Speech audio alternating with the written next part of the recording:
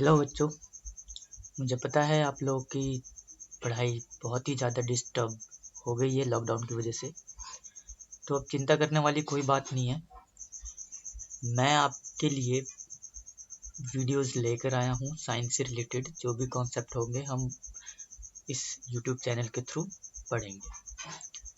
तो आज मैं जो आपको चैप्टर पढ़ाने वाला हूँ वो है सबसे पहला चैप्टर एनसीईआरटी का, क्रॉप प्रोडक्शन एंड मैनेजमेंट। तो चैप्टर को स्टार्ट करने से पहले मैं आप लोगों को इस चैप्टर के बारे में कुछ बताना चाहता हूँ। इस चैप्टर के बारे में क्या है, देखिए, चैप्टर को पढ़ने से पहले आपको चैप्टर को पढ़ना समझना बहुत ज़रूरी है कि एक्चुअली में हम पढ़ने क्या जा रहे हैं। ठीक, तो मैं आपको बता दूं कि जैसे यहाँ पर लिखा हुआ है क्रॉप प्रोडक्शन, दो पार्ट में डिवाइड है, क्रॉप प्रोडक्शन एंड मैनेजमेंट। ठीक, क्रॉप प्रोडक्शन एंड मैनेजमेंट से मतलब क्या है? क्रॉप प्रोडक्शन मतलब अनाज को उगाना, ठीक है, किस तरीके से हम उगाते हैं, क्या क्या मतलब रिसोर्सेज लगते हैं, मेहनत लगती है ना क्रॉप को उगाने में, सिंचाई करते हैं ना, तो ये सारी चीजें। मैनेजमेंट, मैनेजमेंट क्या फिर, मैनेजमेंट किस तरीके से कि किस तरीके से हम क्रॉप प्रोडक्शन के लिए उनका मैनेजमेंट करें, यानी कि क्या क्या रिक्वायरमेंट है फुलफिल उसको किया जाए। खेती करने के लिए हमें टाइम से उसको पानी देना होगा, टाइम से सिंचाई करनी होगी, टाइम से खाद देना होगा, ये सारी चीजें जरूरी हैं। तो this is called management. Okay, तो ये आपको बात ध्यान में रखनी है। तो चलिए स्टार्ट करते हैं अब हम इस चैप्टर को पढ़ना। Paheli and Bujho went to their uncle's house during the summer vacation. तो ये पहेली एंड बुझो है, ये रहा, ये ठीक, ये दो कैरेक्टर्स हैं, ये पहेली और बुझो। तो ये क्या, कहाँ जाते हैं? अपने अंकल के घर जाते हैं गर्मियों की छुट्टियों में। Their uncle is farmer. उनके अंकल जो होते हैं वो फार्मर होते हैं, किसान होते हैं। One day they saw some tools like खुरपी, sickle, shovel, plough etcetera in the field. देखा होगा आपने, खेती के ये सारे जो है ये खेती के क्या है, इंस्ट्रूमेंट है, यानी कि हल हो गया, खुरपी हो गई, जो भी आपको रिक्वायरमेंट होती है वो सारी चीजें। तो उन्होंने ये देखा। अब वो कोई क्वेश्चन अराइज करते हैं, I want to know where and how we use these tools. मैं ये जानना चाहता हूँ कि ये कहाँ टूल्स यूज होते हैं और किस तरीके से यूज होते हैं। ऑब्वियसली जब आप किसी चीज को फर्स्ट टाइम देखते हो तो पूछते हो ना कि ये क्या चीज है, तो सेम उसी तरीके से उसने भी पूछा। तो क्या क्या, you have learn that all living organism require food. तुमने ये तो पढ़ा ही है कि सारे जो लिविंग ऑर्गेनिज्म है वो उनको क्या, फूड की जरूरत होती है। Plant can make their food themselves, plant अपने आप ही अपना फूड बना लेते हैं। Can you recall how green plant synthesis their own food. क्या आप ये बता सकते हो कि ग्रीन प्लांट्स जो होते हैं वो किस तरीके से मतलब अपने जो फूड है वो किस तरीके से बना लेते हैं। Animals including human can make their own food. Animals including human भी अपना खाना खुद बनाता है। अच्छा, किस किस तरीके से? So where do animals get their food from. ये क्वेश्चन भी आता है कि कहाँ से एनिमल्स को खाना मिलता है। But first of all why do we have to eat food. तो सबसे पहले क्वेश्चन ये बनता है कि हम खाना क्यों खाते हैं। ठीक है, तो फर्स्ट क्वेश्चन इज यहाँ से अराइज हो गया आपको। देखिए, आप अपनी नोटबुक और पेन अपने पास ही रखिए, बिकॉज मैं नोट डाउन करवाऊंगा कि आपको क्या नोट करना है, जो इंपॉर्टेंट होगा वो मार्क करवाऊंगा। तो ये सारी चीजें अपने पास रखनी है। तो सबसे पहला क्वेश्चन है कि why do we have to eat food, मतलब हमें फूड क्यों खाना चाहिए, मतलब क्यों खाते हैं हम फूड, क्यों खाते हैं फूड, खाना क्यों खाते हैं। तो अगर मैं जनरल से अगर पूछूं आप खाना क्यों खाते हो, आप बोलोगे शरीर में ताकत चाहिए, मेरी हाइट बढ़ेगी, ग्रो करूंगा मैं, है ना, यही क्वेश्चन होगा। मोस्ट थिंग इज कोई भी काम करने के लिए हमें खाना खाना जरूरी है, ये चीज है। तो obviously this is the right thing. So you already know that energy from the food is utilized by organism for carrying out their various body function। यानी कि काम करने के लिए आंसर क्या आता है कि काम करने के लिए खाना खाना जरूरी है और उनका पचना भी जरूरी है, such as digestion, respiration and excretion. ये सब भी जरूरी है। We get our food from plants और एनिमल्स और बोथ। हम फूड कहाँ से लेते हैं? हम फूड प्लांट से भी लेते हैं और एनिमल से लेते हैं। तो यहाँ पे भी क्वेश्चन आ गया एक और, क्या? From where we get food. तो आंसर क्या है? आंसर होगा आपका प्लांट्स एंड एनिमल। तो इस तरीके से छोटे छोटे पॉइंट वन लाइनर क्वेश्चंस बन जाते हैं यहाँ पर। नाउ सिंस क्या कहता है कि since we all need food, how can we provide food to large number of people in our country. तो हम किस तरीके से, मतलब इतनी बड़ी कंट्री है उसको कैसे फूड प्रोवाइड करवा देंगे, कैसे करवा सकते हैं? तो food has to be produce on a large scale. अच्छा, तो फूड जो है वो बहुत ही लार्ज स्केल पर क्या किया जाता है? ग्रो किया जाता है, प्रोड्यूस किया जाता है। जी हाँ। In order to provide food for a large population, regular production, proper management and distribution is necessary. देखिए यहाँ पर ये इंपॉर्टेंट चीज है, जान लेना क्या कि फूड अगर आपको प्रोवाइड करना है अपनी कंट्री को, तो उसके लिए रेगुलर प्रोडक्शन, रेगुलर खेती करनी पड़ेगी, प्रॉपर मैनेजमेंट करना पड़ेगा, देखभाल करनी होगी और डिस्ट्रीब्यूशन करना होगा। तभी तो सबके पास खाना पहुंचेगा, अनाज पहुंचेगा। तो ये थी बात। चलिए आगे बढ़ते हैं अब। Agricultural practice. एग्रीकल्चरल प्रैक्टिस मतलब एग्रीकल्चर में क्या क्या काम होता है, किस तरीके से एग्रीकल्चर किया जाता है, वो सारी बातें इसमें बताई जाएगी। तो सबसे पहले क्या है, सबसे पहले मैं एक ये चीज बता दूं कि टिल 10,000 BCE, यहाँ पर आप बिफोर कॉमन एरा लिख सकते हो, बिफोर क्रिश्चियन एरा लिख सकते हो, BCE की फुल फॉर्म। ठीक है। नेक्स्ट है people were nomadic. People were nomadic जब थे, ये उस टाइम की बात है, बहुत पहले की बात है। They were wandering in groups from place to place. Place to place क्या करते थे? सर्च करते थे, जाते थे अपना।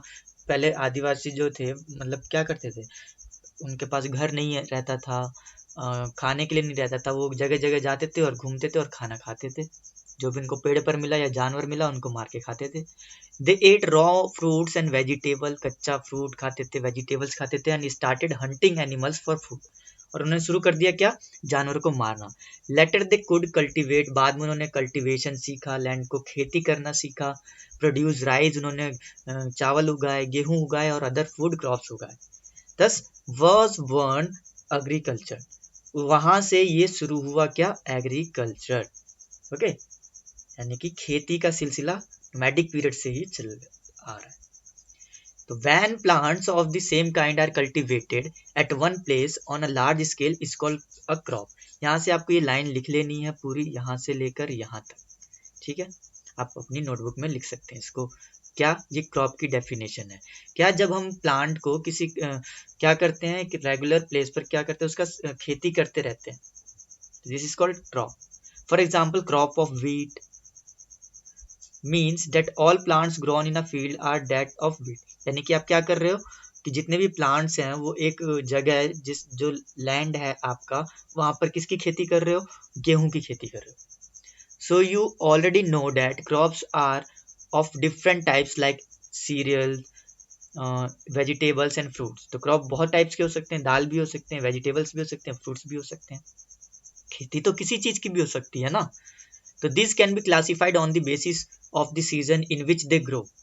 India is a vast country. India बहुत ही वास्ट, बहुत बड़ी कंट्री है। The climatic condition like temperature, humidity and rainfall vary from one region to another. ये टेम्परेचर जो है यानी कि सीजन जो है वो चेंज होते रहता है। Accordingly there is a rich. अब इसके अकॉर्डिंग क्या होता है, देखिए, there is a rich variety of crop. बहुत ही ज्यादा, मतलब सीजनली, यानी कि कहा जाए तो सीजन के हिसाब से हमें फिर खेती करनी होती है in different parts of the country. Despite this diversity, two broad cropping patterns can be identified. दो आइडेंटिफाइड किए गए हैं। क्या? क्रॉपिंग पैटर्न, यानी कि किस तरीके से सीजनली हम क्या कर रहे हैं, क्रॉप खेती कर रहे हैं। तो कौन कौन सी है? First is kharif crop. Kharif crop क्या है? The crops which are sown in rainy season. जो कि रेनी सीजन में क्या करते हैं, हम उगाते हैं, उनको कहते हैं हम kharif crop. The rainy season in India is generally from, कब से कब तक रहता है? जून टू सितंबर तक रहता है रेनी सीजन। इसमें हम क्या उगाते हैं? Paddy, maize, soybean, groundnut and cotton are kharif crops. ये सारे यहाँ पर खरीफ क्रॉप है। तो सबसे पहले आपको ये डेफिनेशन लिख लेनी है और विद एग्जांपल अच्छे से कि खरीफ क्रॉप होते क्या है। फिर रबी क्रॉप्स आ जाइए। रबी क्रॉप्स होते हैं the crops grown in the winter season October to March are called rabi crops. ये क्या है? रबी क्रॉप्स हैं, जो कि कब से कब तक होते हैं? अक्टूबर टू मार्च तक। एग्जाम्पल है, example of rabi crops are wheat, gram, pea, mustard and इंस्टर्ड। ये एग्जाम्पल हो गए इसके। ठीक, तो आपको यहाँ से आप इन दोनों की डेफिनेशन लिख सकते हैं विद एग्जाम्पल। ठीक, नोट डाउन कर लेंगे अपनी नोटबुक में। Beside this pulses and vegetables are grown during the summer many places. और जो अदर्स हैं यानी कि जो वेजिटेबल्स या फिर दालें हैं वो बहुत सी जगह पर गर्मियों में उगाए जाते हैं। So basic practices of crop production. अब बेसिक प्रैक्टिसेस देख लेते हैं हम क्रॉप प्रोडक्शन के क्या है। देखते हैं, एक मिनट, कहाँ चला गया, वेट, ये आ गया। तो why paddy cannot be grown in winter season. Paddy क्यों नहीं करते हम विंटर सीजन में grow? Paddy requires a lot of water. बहुत सारी किसकी जरूरत पड़ती है? पानी की जरूरत पड़ती है। Therefore it is grown only in rainy season. तो ये क्या होता है? रेनी सीजन में ही क्या होता है? जरूरत पड़ती है इसकी। और अब क्या है? Cultivation of crops involves several activities undertaken by farmers over a period of time. तो कल्टीवेशन ऑफ क्रॉप्स जो है इन्वॉल्व सेवरल एक्टिविटीज, बहुत सारी एक्टिविटीज इसमें इंक्लूड होती हैं। You may find that these activities are similar to those. ये बहुत ही मतलब सिमिलर होंगी, एक जैसी होंगी। Those carried out a gardener और even you grow ornamental plants in your house. तो उसी तरीके से होता है, जिस तरीके से आप अपने घर में बीज या कोई पौधा लगाते हो, तो उसी तरीके से ये भी एक्टिविटीज को कंसिस्ट करता है, यानी कि ये एक्टिविटीज ही आती हैं। जैसे कि आपको अगर कोई पौधा लगाना है तो आप क्या करोगे? सबसे पहले गमले में मिट्टी डालोगे, मिट्टी को फिर थोड़ा सा जगह बनाओगे, उसमें बीज डालोगे। तो सेम उसी तरीके से किसी लैंड में खेती करने के लिए क्या करना होता है?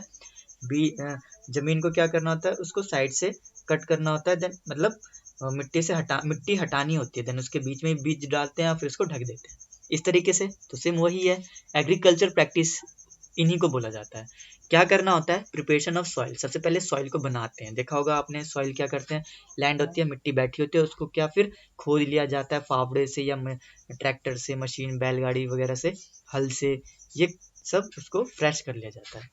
Sowing, adding manure and fertiliser, irrigation, protecting from weeds, harvesting, storage, ये सारी चीजें हम पढ़ने वाले हैं इस चैप्टर में।